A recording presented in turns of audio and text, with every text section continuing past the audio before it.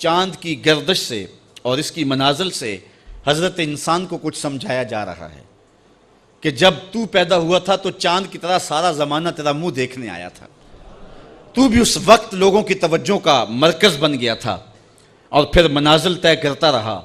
اور جوانی کی دہلیز پہ جب تم نے قدم رکھا اور تو بدر تمام ہوا، جب شباب کی بجلیاں تیری آنکھوں سے ٹپکنے لگی، تو پھر تیری نظر کا خمار بھی کئیوں کے دل لوٹتا تھا، کئیوں کی نیندیں اچاٹ کر دیتا تھا۔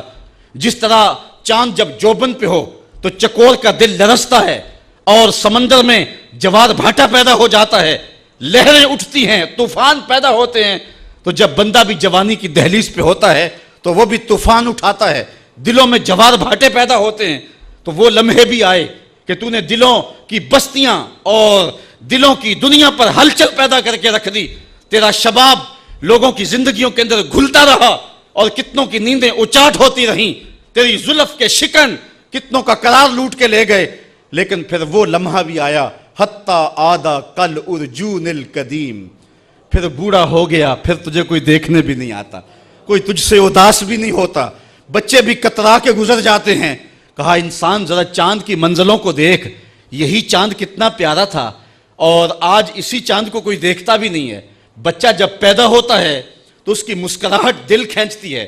اور جب بوڑھا مسکراتا ہے تو اس وقت جو ہے لوگوں کی توجہ نہیں ہوتی۔ بچے کی زبان جو ہے وہ اڑ اڑ کے جب بولتا ہے تو اس کی توتلی زبان کا حسن دلوں میں نکھار پیدا کرتا ہے۔ ماں بھی بلہاری جاتی ہے، باپ بھی صدقے جاتا ہے، بہنیں بھی جو ہے وہ قربان جاتی ہیں۔ تو بچے کا ٹوٹا لہجہ اور توتلی زبان خوشیوں کی ایک لہر ہوتی ہے، لیکن جب بڑھاپے میں فالج کی وجہ سے زبان میں لکنت آ جائے،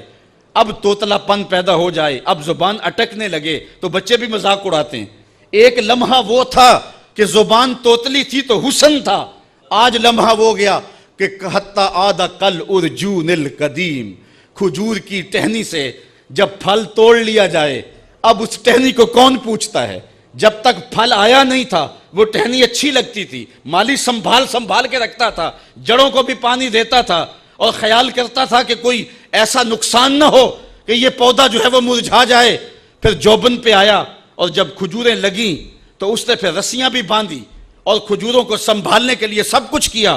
پھر جس دن اس نے اس ڈال سے پھل کاٹ لیا،